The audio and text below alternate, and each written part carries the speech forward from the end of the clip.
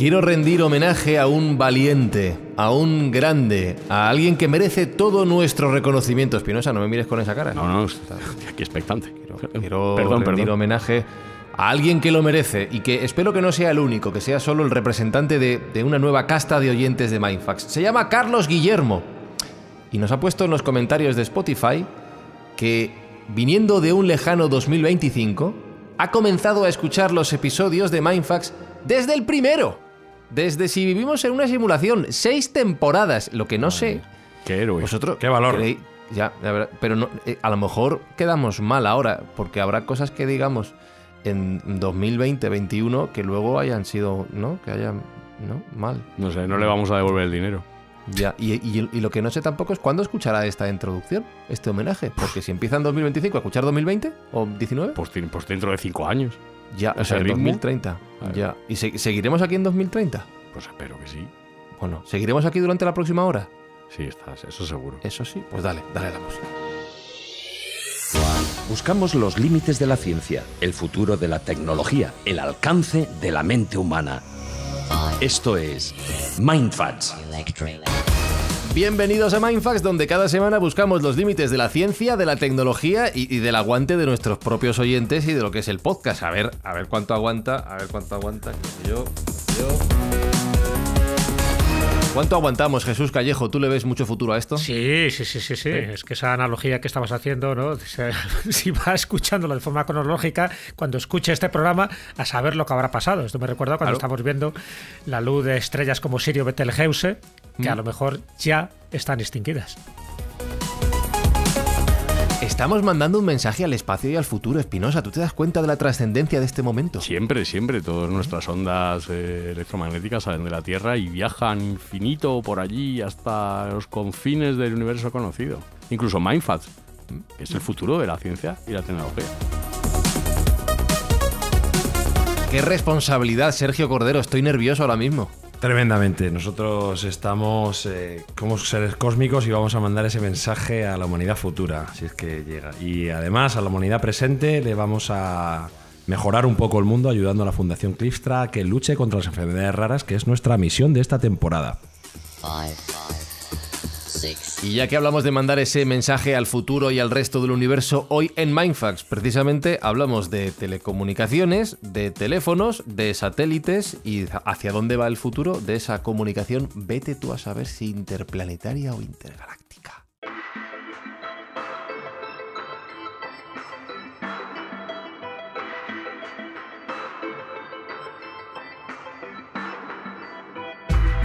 Esto empieza con la típica pregunta que de repente te hace un niño en casa y te desmonta, Jesús, oye, papá, mamá, cuando tú eras pequeño existía el teléfono, y tú dices, que niño, ¿qué me estás llamando?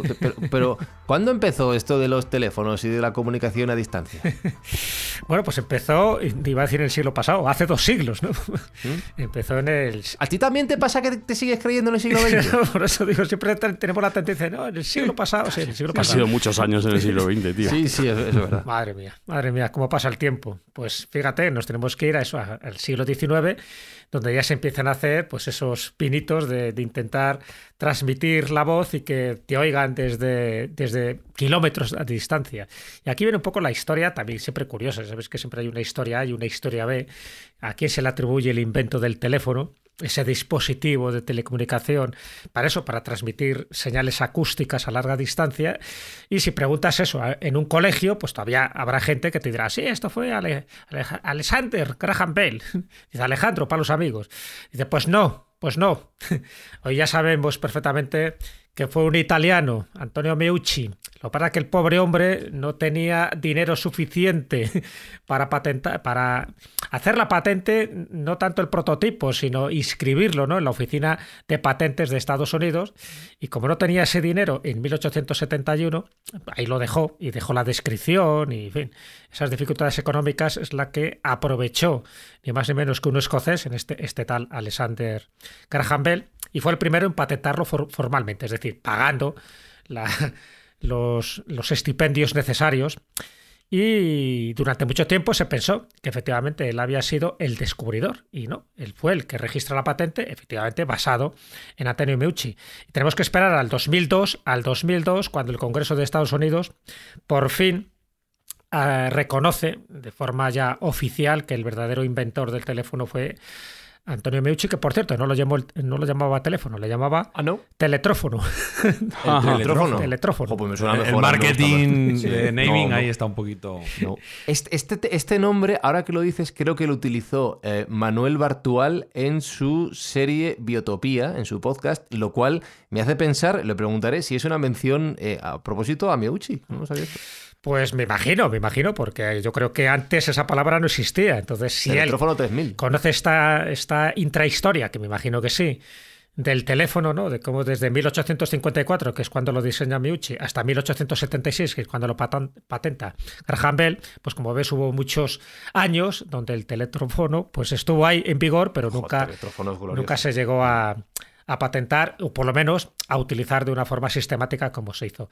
Y luego ya entraría pues la famosa telegrafía sin hilos y luego la telefonía sin hilos, y ahí entraría ya pues todo ese fundamento en el cual nosotros somos herederos y además buenos consumidores, que es la radio, ¿no? Entonces, y ahí sí que también volvemos otra vez a lo mismo. Siempre hay una historia A y una historia B, una historia de la que nos cuentan y luego lo que realmente sucedió. Y bueno, pues ya sabes que siempre se ha atribuido como muchos padres de esta telecomunicación inalámbrica. No me refiero a los datos, que en fin, que eso ya se sabe perfectamente que fue Marconi, sino más bien a la voz, ¿no? El poder transmitir la voz. Ahí entra pues desde Tesla hasta Alexander Popov y cómo no, uno de nuestros ingenieros castellonenses, Julio Cervera Baviera, que era comandante. Haciendo patria. Haciendo patria, no, porque es verdad que, a ver, se le reconoce efectivamente. El problema de España es que todo quedaba un poco como oculto, formaba parte también, claro, de la inteligencia militar, y esto no convenía que lo supieran nuestros enemigos naturales, que era Inglaterra y que era Francia, pero se sabe que realizó la primera transmisión de voz humana, por lo menos en España, la transmisión humana sin hilos, entre Javia e Ibiza, y estamos hablando de una distancia de 85 kilómetros de distancia. Y esto fue a principios de 1902. También es verdad que ha habido otros, y ahora me imagino que Sergio lo comentará, como es Reginald Fessender, donde parece que esa transmisión de voz fue un poco anterior. Pero hay que reconocer el mérito de Julio Cervera Baviera, que colaboró estrechamente con Marconi durante muchísimos años, precisamente para la telegrafía sin hilo, y él dijo, pues, ¿y por qué no se puede hacer una transmisión de voz, ¿no? Esa telefonía sin hilos? Y efectivamente lo consiguió y se demostró. Y es algo que ha servido un poco pues para reivindicar su figura, porque prácticamente nadie sabía quién era este Julio Cervera Baviera, hasta que investigaciones muy recientes pues la han sacado del anonimato, han sacado las patentes, que además no solo trabajó en estas temáticas, ¿no?, de radiotransmisión, sino también otro tipo de inventos que hizo. Y bueno, pues siempre está bien sacar pecho, porque ha habido españoles que, colaborando con gente como Marconi, pues también hizo sus pinitos, y en este caso pues tanto Javia como Ibiza pues tienen el patrocinio de ser los primeros que llegaron a transmitir a través de un receptor o un emisor esa voz humana. Evidentemente una voz humana relativa un poco al mundo militar, pero evidentemente voz humana. Así que ahí lo dejamos, y esos son un poco todos los inicios de lo que luego ya se convertiría en los satélites artificiales. Y uno de los satélites artificiales evidentemente tenían muchas funciones, ¿no?, y muchas misiones. Estamos hablando para navegación, los meteorológicos, los de observatorios espaciales, pero también los satélites de comunicaciones, y eso dio un salto cuantitativo a muchísimos de los mecanismos, de los artilugios y de las innovaciones tecnológicas de las que ahora somos deudores. ¿En qué año, Jesús, perdona, me dices que fue este innovador español en la primera prueba? En 1902, en enero de 1902. Julio Cervera Baviera. Si fuera así, sí que sería antecesor de la emisión de Reginald Fessender. Sí, pero no la hizo Fessender en 1900, o por lo menos yo tenía constancia. Yo tengo la referencia de 1906, la primera demostración pues pública. entonces... A lo mejor en pruebas anteriormente podría ser, pero digamos, la primera demostración pública de radio está datada en Navidades de 1906. Pues mira, pues nos apuntamos. Entonces, otra probablemente medalla. ahí sí, España gana. Y es verdad que este Reginald Fessenden es un... Bueno, yo creo que es un inventor desconocido. No se tenía mucha... Yo no tenía mucha referencia de él, pero sí que jugó un papel importantísimo en la evolución de la radio y en la transmisión de la voz, ¿no? Y ya habías comentado tú que Tesla había conceptuado romper el cordón umbilical del teléfono y transmitir voz y datos e incluso energía sin necesidad de conexión física. Y Reginald Fessenden, pues pese a que Marconi sí que tiene muchísimo más nombre, ¿no? Y que trabajaba en esa telegrafía inalámbrica, Fessenden estaba obsesionado con la posibilidad de mandar voz y música a través de las ondas. Y las noticias que yo tengo es que en Navidad de 1906 publicó la primera transmisión de audio, aunque, como digo, pues Marconi tiene ese mérito reconocido históricamente de sentar las bases de la radio. Este fue el primero, Fessenden, en probar que era posible transmitir voz humana sin cables. Aparentemente, según la historiografía oficial, ya nos has dado tú un ejemplo patrio de que posiblemente si fue en 902, pues fue anterior. Sí, además está demostrado. Es verdad que Fessenden está reconocido como el que más patentes hizo en Estados Unidos después de Edison, porque Edison no hay quien le gane, ¿no? Pero fíjate, a pesar de que Edison es muy conocido, es verdad que prácticamente tocó todos los palillos, Reginald Fessenden es prácticamente desconocido. Yo creo que le pasa un poco como ese mal que tenemos un poco en España, ¿no? De que a los genios les dejamos un poco olvidados, y es raro que Fessenden, a pesar de que también estuvo en el mundo del entretenimiento, ¿no? Ante una serie de patentes también que le hizo, y sin embargo ha pasado desapercibido. Muy posiblemente a lo mejor por esa especie de guerras internas, ¿no? Acuérdate también la que tuvo Edison con Tesla y con alguno más, donde entre ellos mismos se ninguneaban. No, y que el hecho de ser canadiense probablemente tampoco le benefició. No, efectivamente.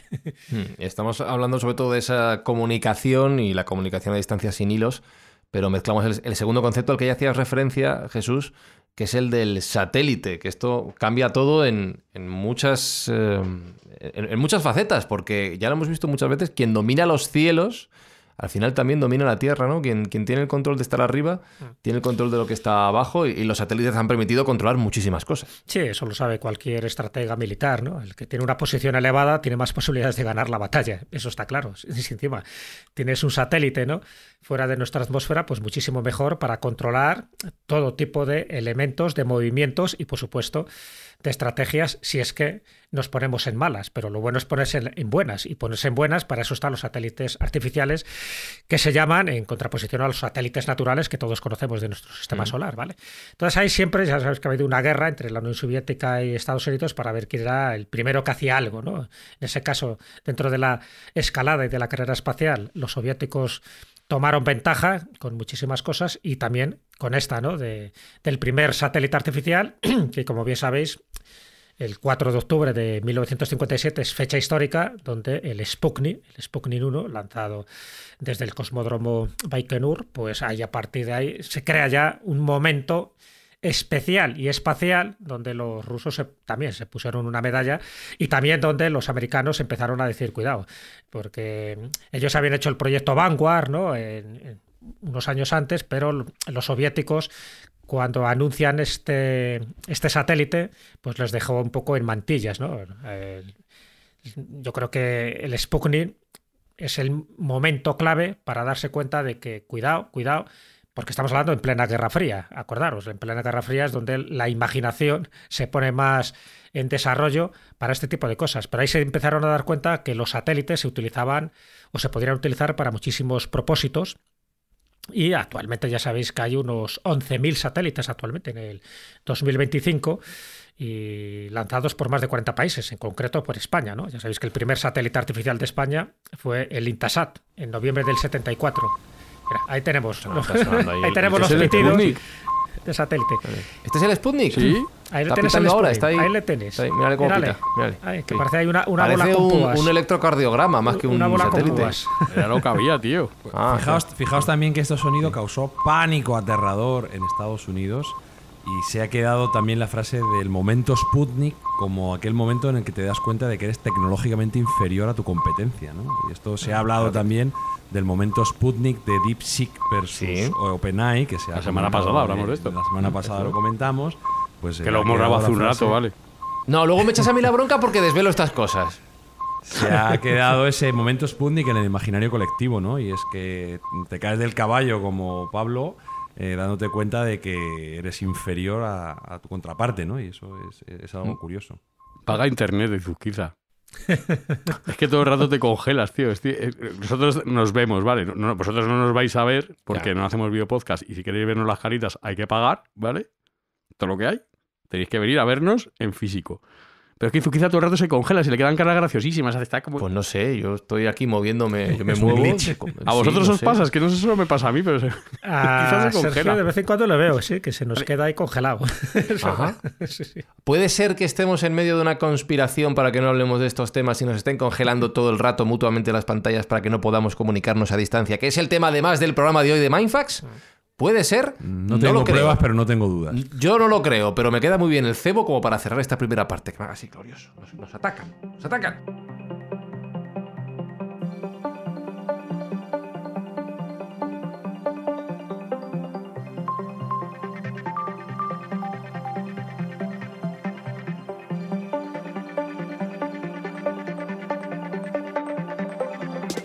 Estoy revisando, tengo el ordenador conectado al adaptador con el cable conectado al switch conectado al router, no tengo wifi por medio, lo que tengo son tantos pasos que vete tú a saber dónde está fallando esto y claro, se me puede congelar la imagen, pero en mi caso no hay comunicación sin hilos, lo habrá en otro punto de que no controlo, Sergio.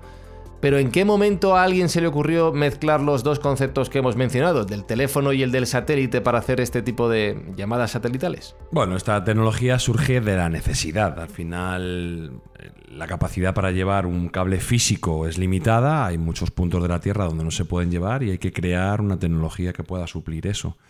El concepto de la creación del satélite, ya creo que hemos comentado, que parte de un ensayo de Arthur C. Clarke, que es pues un literato visionario absolutamente, que además nos ha regalado obras maestras como 2001, Odisea del Espacio, Cita con Rama y otras tantas buenísimas novelas de ciencia ficción.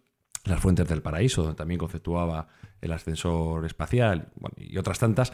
Él crea este mapa conceptual de que un satélite a una altura de unos 35.000 kilómetros podría tener un punto de geoestacionamiento donde podría estar allí bloqueado, por así decirlo, y si alfombrásemos la atmósfera de este tipo de satélites podríamos tener una capacidad de comunicación por todo el globo sin necesidad de cable físico, lo cual era una idea genial.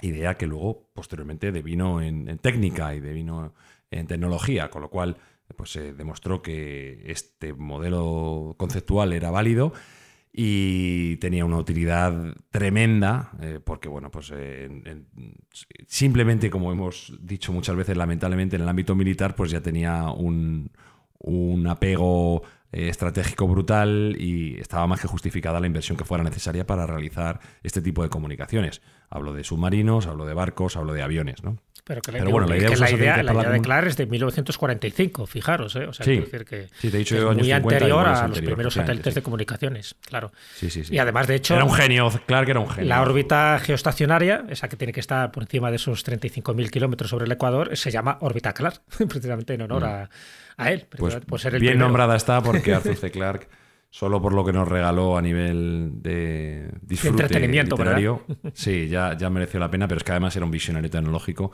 que yo recuerdo algún vídeo que se puede buscar en YouTube donde él ya anticipaba el teléfono móvil y el ordenador personal, o sea que era un auténtico visionario. No sé si al nivel de Julio Verne, pero desde luego muy cerquita.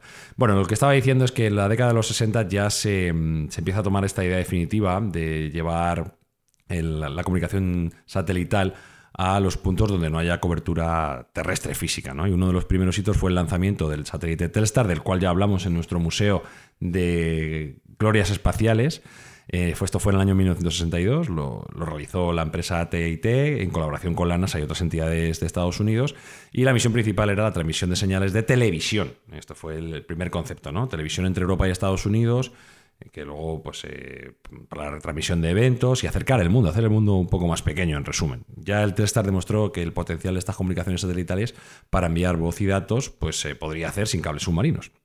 Y en el año 1964 se crea la organización Intelsat, que agrupa a varios países para gestionar una red de satélites de comunicaciones civiles, ¿vale? Para, bueno, pues como digo, al final las comunicaciones entre países y entre personas son absolutamente necesarias para avanzar como especie, y esta organización pues creó esta democratización del acceso a las telecomunicaciones y sentó las bases para que luego pues surgieran los proyectos definitivos de telefonía satelital de los que vamos a ir hablando, ¿no? Esto se hizo mediante satélites geoestacionarios para enlazar llamadas telefónicas entre continentes, y aún así tenía pues una serie de dificultades técnicas consustanciales a la época en la cual estamos hablando, ¿no? Que la tecnología estaba un poco en pañales. Y sobre todo de tener en cuenta que, claro, los costes de lanzamiento y mantenimiento de los satélites eran absolutamente astronómicos, y solo las grandes potencias o corporaciones gigantescas podrían permitirse este tipo de desarrollos. Entonces, la telefonía satelital se limitaba básicamente a usos militares, gubernamentales y de empresas de muy alto nivel, militares, estratégicas, etcétera. Pero la tecnología militar era la que tiraba del carro para este tipo de tecnología, que se utilizaba básicamente en alta mar, lejos de las redes terrestres tradicionales. Posteriormente, ya en los años 90, y voy un poco rápido para atacar el medio de la cuestión, hay empresas como Iridium y Globalstar que empiezan a llevar al ámbito civil esa tecnología militar y empiezan a lanzar satélites a un nuevo ámbito, que es el ámbito de la órbita baja, o LEO por sus siglas en inglés, Low Earth Orbit, que rodean la Tierra, pero a una distancia mucho menor. La órbita baja de la Tierra no permite menores latencias y menores potencias en los satélites, porque los satélites están mucho más bajos. Tan bajos como 160 kilómetros. Se calcula que entre 160 y 300 kilómetros se pueden lanzar hasta 2.000 kilómetros en realidad, pero los satélites de órbita baja que se están lanzando ahora están en esa franja entre 160 y 400. Es donde están la mayoría de los satélites operativos, creo que un 60 y tantos porque por ciento. Porque tiene muchas ventajas en el ámbito de la latencia. Es decir, por pura física, si tú tienes tarda que menos emitir, la onda, claro, evidentemente la hora tarda menos, con lo cual la latencia se mejora, y la latencia es muy importante para las comunicaciones, como todos sabemos, y si hay jugado al Fortnite, más. Entonces, que no te pase como a mí, que se me congela la imagen, por lo visto. Claro. Exactamente. Fran no está saliendo por un satélite de órbita baja, sino probablemente por un geoestacionario. Bueno, pues donde reside no hay satélite ni de baja ni de alta. Aquí no. Estas empresas, Iridium y Globalstar, empiezan a posicionar estos satélites en órbita baja, y a su vez empiezan a comercializar teléfonos que eran bastante ladrillacos, bastante gordos, de comunicación satelital, con la ventaja de que ya no dependes de coberturas, ya no de cable, porque ya no es necesario el cable, ni siquiera de torres de comunicación. En cualquier punto del mundo donde pudieras ver el cielo ibas a tener comunicación. Inconveniente, que los satélites, al estar más cerca de la Tierra, abarcan menos cobertura, hay que lanzar muchos más, ¿vale? Y eso al final es más caro, con lo cual el costo del propio servicio se elevaba mucho. Entonces, bueno, pues esto durante los años 90 se fue consolidando. Una vez más, la clientela era básicamente militar, gobernativa y grandes corporativos, como por ejemplo podían ser pues exploradores, misiones científicas. Luego te quiero preguntar por eso, sí. Y fuerzas de seguridad en zonas remotas donde pudiera haber algún tipo de desastre, pero no tuvo una penetración en el ámbito civil por un tema de coste y un tema de operativa, ¿no? Eran teléfonos muy grandes, eran teléfonos con antenas gigantes, y bueno, pues se utilizaban en expediciones pues desde el Tíbet hasta la Antártida, o en algunos casos de rescates donde no funcionaban los medios tradicionales. Y eso nos lleva ya a la época actual, donde todos sabemos que el gran factotum y patrocinador indirecto de este podcast, que es Elon Musk, crea una empresa que se llama SpaceX, donde democratiza y sobre todo reduce exponencialmente el coste del lanzamiento al espacio. Porque recordemos, chicos, que hasta hace poco, cuando se lanzaba un cohete, se perdía en el Pacífico o se desintegraba cuando entraba de nuevo en la atmósfera. Y esto hasta hace muy poquito Elon Musk lo ha cambiado con el uso de satélites reutilizables, que han conseguido que el coste de lanzamiento del kilogramo al espacio caiga en una fracción de 1 a 10. Entonces, con ese coste mucho más barato se pueden lanzar muchos más satélites, y a día de hoy SpaceX tiene unos 4.200 lanzados, que tienen además capacidad para emitir a los teléfonos convencionales. La gracia de estos satélites es que pueden ya entenderse, por así decirlo, con los teléfonos que todos o casi todos tenemos en nuestro bolsillo. Yo puedo enchufar mi internet a Starlink, ¿no? Y que para mejorar, digo.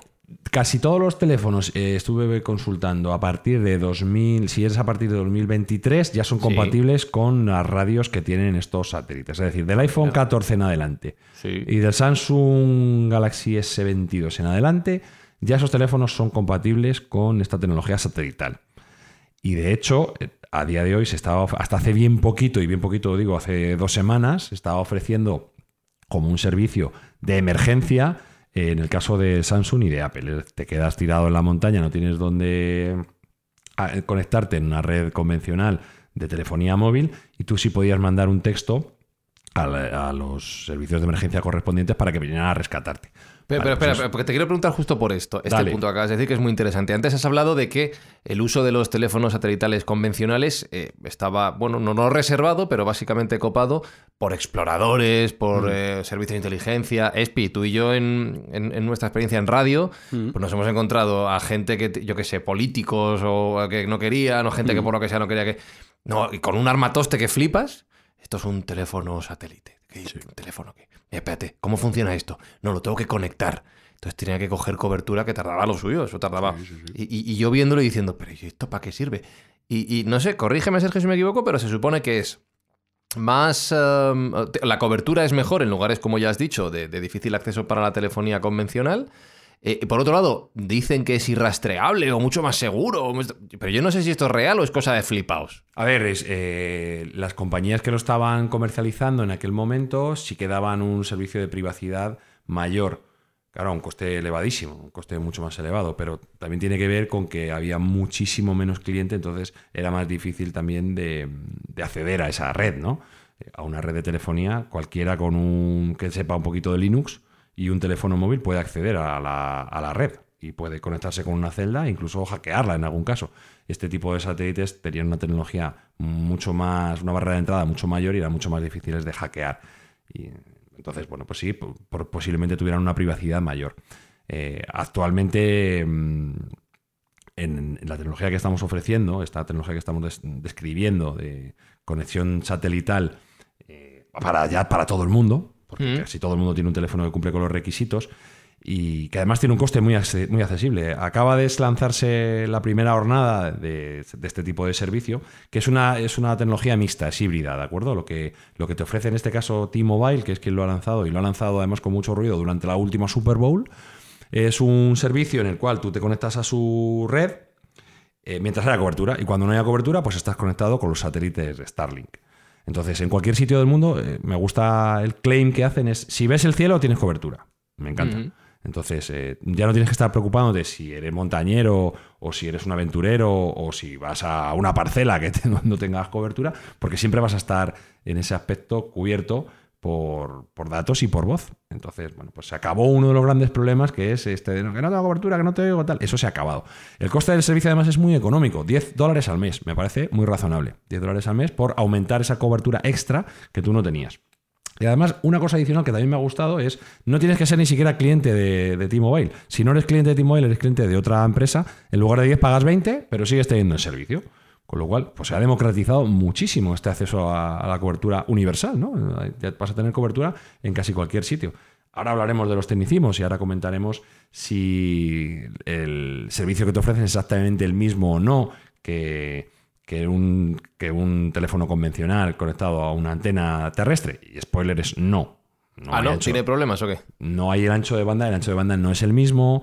La calidad de la llamada no es la misma y la latencia no es la misma. No es muy mala, es decir, permite una conversación sin problemas entre dos partes, un poquitín de lag, una latencia muy pequeña. O sea, como yo ahora, básicamente. Incluso te diría que a lo mejor algo menos. Yo creo que menos. Vale. Y un ancho de banda razonable entre 30 y 50 megas por segundo, que es algo razonable. Está bien. Entonces, no está mal. Pero claro, estamos hablando de que un 5G te está dando 300, 400 megas por segundo.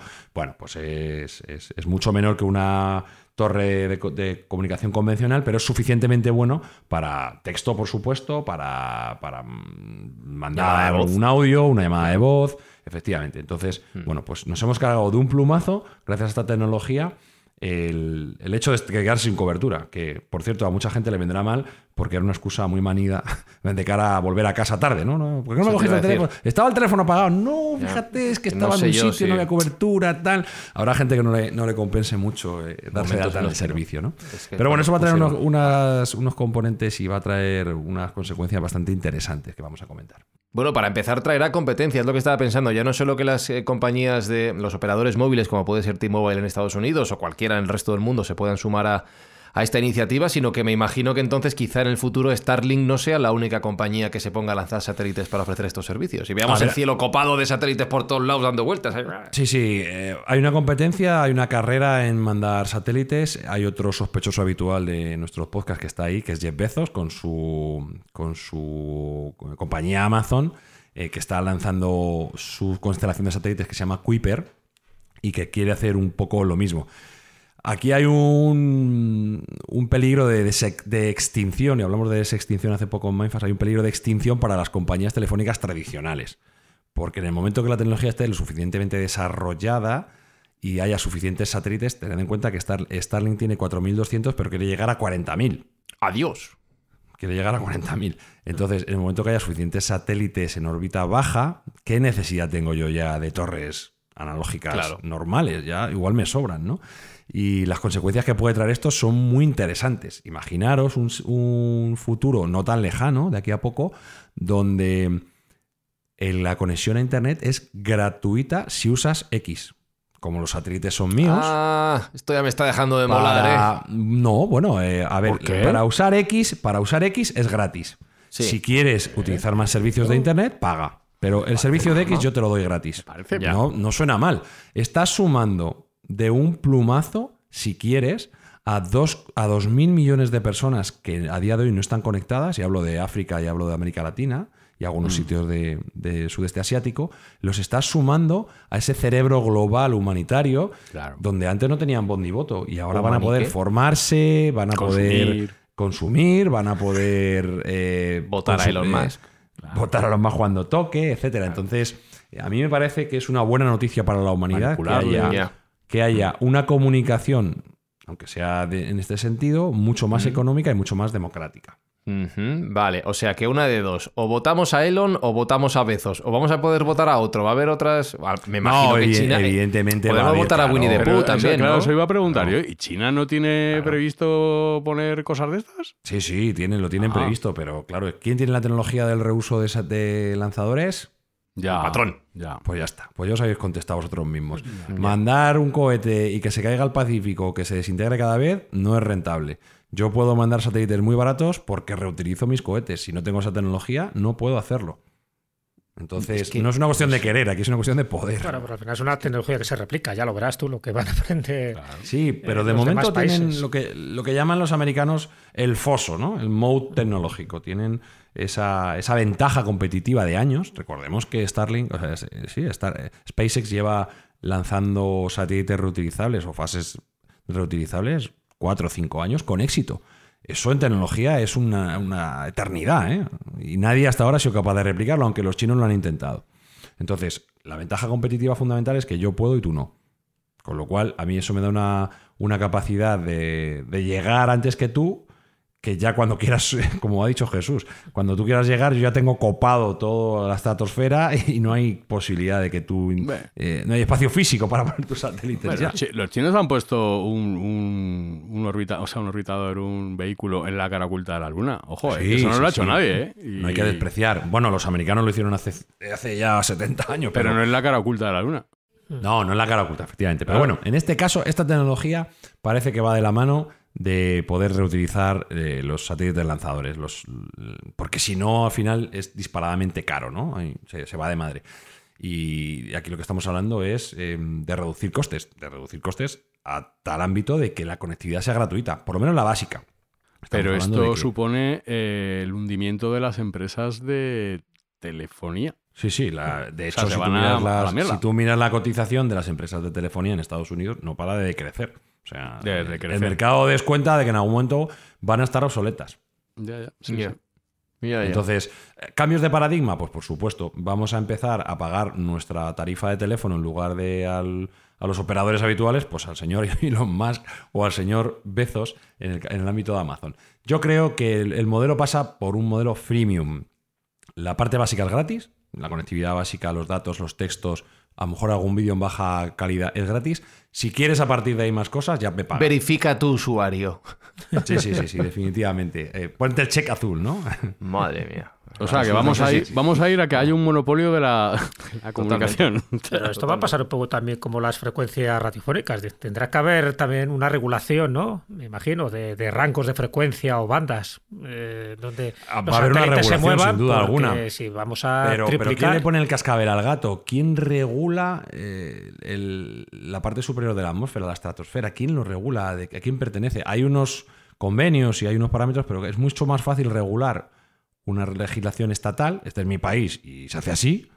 Pero claro, cuando está a 35.000 kilómetros arriba, ¿quién regula eso? Además, al patrón no le gusta mucho lo de regular, ¿eh? El patrón y la regulación no se llevan muy bien. Y va a haber otra cosa, que son la política de hechos consumados. Cuando quieras regular, yo ya tengo mis satélites, macho. Cuéntame lo que quieras, que yo ya lo tengo ahí puesto. Entonces, en ese aspecto va a ser difícil.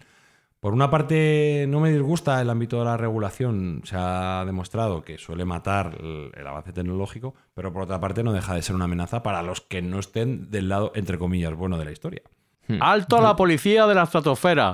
No, claro, pero Espi, es que el futuro va a ser elegir entre si nos llamamos por WhatsApp y nos espía Zuckerberg o si nos llamamos por X y nos espía Elon. Es que no sé. Buah, o por WeChat. Es que esto ya me preocupa cero. O sea, como si no estuviéramos espiados continuamente.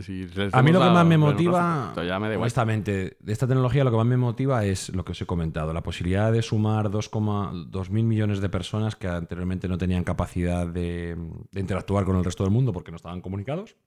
Y esa gente pues va a poder formarse, va a poder acceder a YouTube, a Coursera, va a poder tener una videollamada para sanidad, va a tener acceso a un médico que le va a poder decir lo que le está pasando, y eso en el pool de talento mundial va a sumar muchísimo. ¿Quién te dice que el próximo Elon Musk no está en Zambia ahora mismo? No lo sabes.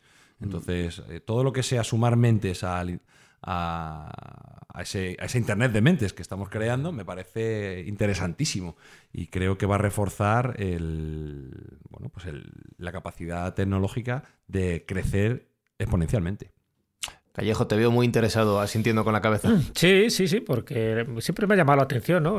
Todo este tipo de satélites, lo que comentabas antes, los satélites en la órbita baja terrestre, que ya digo que es donde está la mayoría. Entonces, bueno, ahí es donde ya empiezan a tener sus pequeños problemas de competencia, con lo cual imagínate las que va a haber posteriormente, y los que están en la órbita geoestacionaria, ¿no? Que también es muy interesante porque estamos hablando como de dos niveles diferentes en función también del tipo de transmisión, ¿no? Porque estamos hablando ahora solo de satélites de comunicaciones, que estamos dejando de lado, porque eso también daría para otro Mindfast, los satélites para la navegación, los meteorológicos, los que tienen usos civiles y militares, es decir, que hay luego muchísimos satélites especializados en materias muy concretas, incluso también, por ejemplo, para encontrar yacimientos arqueológicos, ¿no? Utilizando una tecnología LIDAR, pero todavía mucho más sofisticada, con este tipo de satélites. No sé, me parece que es muy interesante, es verdad que yo veo un aspecto muy positivo en la línea de lo que dice Sergio, pero veo el problema de la regulación, es decir, la regulación jurídica, legal, porque en teoría el espacio no es de nadie. Entonces yo creo que ahí sí que va a haber una serie de problemas muy, muy importantes, porque el que ocupe la mejor posición, lo que decíamos antes, es el que tiene un poco el dominio sobre a lo mejor determinados territorios, porque entiendo que este tipo de satélites, sobre todo los geoestacionarios, como están por encima del Ecuador y además van a una velocidad muy similar a la rotación de la Tierra, parece que siempre están en el mismo lugar. Entonces, creo que cada uno intentará regular no todo el planeta Tierra, sino posiblemente zonas geográficas muy interesantes. Y ahí es donde entrará en la confluencia entre Rusia, China, Estados Unidos, a ver quién es el que se lleva el gato al agua. Me imagino que en este caso el que está ganando todas las papeletas, evidentemente, es Estados Unidos. A través del patrón. ¿Y esto nos puede abrir, Sergio, la puerta a la comunicación interplanetaria y a viajeros del tiempo y el espacio como Carlos Guillermo, al que homenajeamos en este programa por escuchar Mindfax desde el episodio 1 hasta el día de hoy, ¿podremos abrir la puerta a otros mundos? Desde luego que este tipo de infraestructuras nos va a facilitar muchísimo el tener comunicaciones interplanetarias. Y todos tenemos en mente esta fecha que se estima para 2027, donde se van a empezar a mandar misiones a Marte con el objetivo de colonizarla por parte del ser humano. Muy importante será en aquel momento tener comunicación directa con Marte. Evidentemente ahí sí que hay unos desafíos tecnológicos y físicos que son insalvables, como es la distancia entre los dos planetas, que además varía en función de la temporada del año. Y ahí sí que va a haber un lag considerable. Ahí hay una latencia como mínimo de 4 minutos por cada sentido de la comunicación. Es decir, un mensaje va a tardar 8 minutos. Joder, vaya conversación, ¿eh? Y como máximo de 25. O sea, como mínimo 8, como máximo de 50 la conversación. Va a ser un poco casi una comunicación epistolar por carta, como se hacía antes, por paloma mensajera, ¿no? Vamos a volver al romanticismo de esperar la respuesta de tu amante que está allí en Marte, a ver cómo llega ese mensaje. Entonces, esas sí que son limitaciones tecnológicas físicas, porque no podemos ir más rápido que la velocidad de la luz, salvo que hagamos ya locuras de las que nos gusta a nosotros plantear en este programa, como agujeros de gusano de datos y cosas así, que podamos romper la barrera física que conocemos, que no parece probable de aquí a que lo hagamos.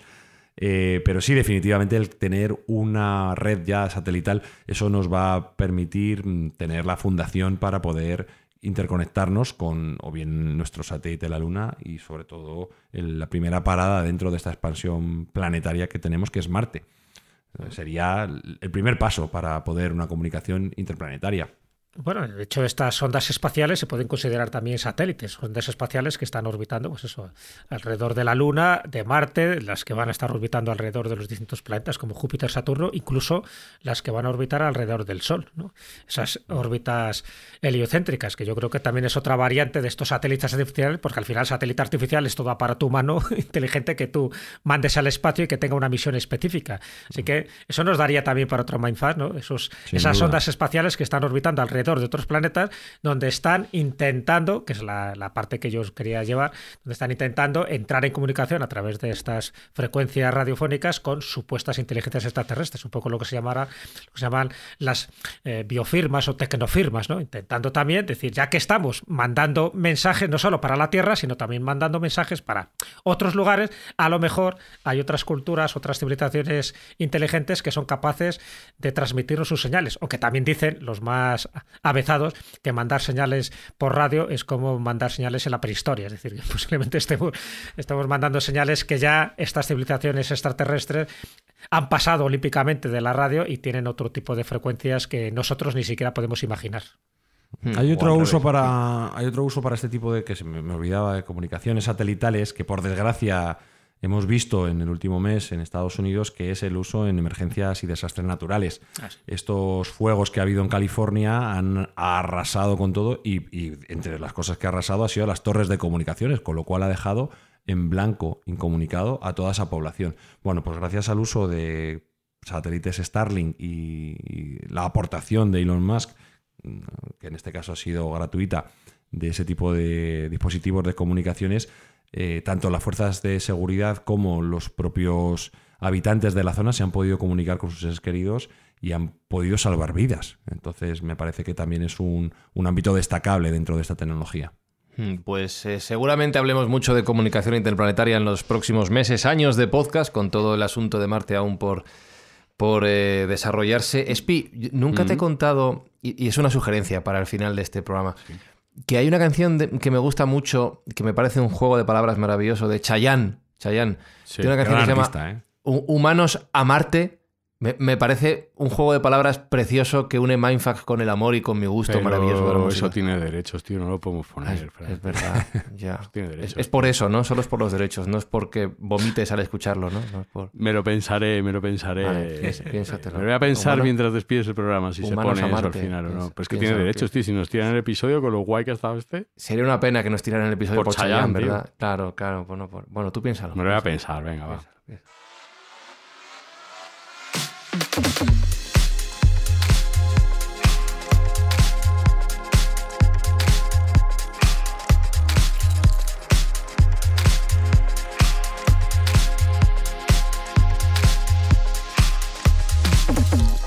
Callejo, es una manera preciosa de terminar el programa y de unir tecnología y corazón y humanidad en una sola frase. Humanos a Marte. Hombre, además fijaros en qué día estamos grabando este podcast. 14 de febrero, justo. Exactamente. Sí, 14 de febrero. O sea, se emite, vete tú a saber cuándo, pero 14 de febrero. Ahí las has dado, ¿eh? Ahí las has dado, perfectamente. O nos amamos o nos destruimos, elíjola.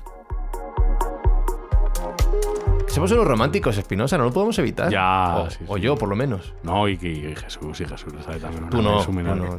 Yo también, pero en otras variedades. Lo que sí somos, Sergio, es gente con buen corazón, con buenas intenciones, y hacemos este podcast con una buena finalidad que no es solo la de aprender, sino también la de intentar hacer buenas obras. Yo voy a hacer la buena obra después de salir corriendo a buscar a la fábrica, a la tienda de discos Humanos a Marte, de hecho. Humanos a Marte. No te hagas eso, no te hagas daño. Cuando lleguen los humanos a Marte. No te hagas daño, Sergio, no te hagas daño. Falta mi selección musical, ese temazo. Pero sí, estamos aquí para hacer el bien, aparte de pasárnoslo bien, que nos lo pasamos bien y aprender, para hacer el bien. Y en esta temporada, nos hemos comprometido por toda la temporada, vamos a ayudar a la Fundación Clivstra, que lucha contra las enfermedades raras, porque es algo que queremos fuera de nuestro entorno vital. Y en la medida de lo posible vamos a donar todo lo que los oyentes tengan a bien escucharnos para erradicar este tipo de problemas. Y queridos Mindfactors, queridas Mindfactors, lo único que queda es que vayáis a vuestra plataforma de música favorita, escuchéis Humanos a Marte de Chayanne y después despotriquéis contra mí en vuestra plataforma de podcast habitual, en Spotify, en Apple, en iVoox, en YouTube, allá donde nos escuchéis, ponéis Fran, qué gusto musical, de verdad, cambiad al presentador, esto no puede ser, y dentro de 7 días pues hacemos valoraciones, ¿vale? Que vaya muy bien la semana, hasta el próximo miércoles. Chao, chao, chao, chao, chao, chao. Mindfacts llega cada semana a tus oídos a través de Spotify, Apple Podcast, iVoox, Google Podcast o tu aplicación favorita. Búscanos en redes sociales. Somos Mindfacts. Cuando lleguen los humanos a Marte,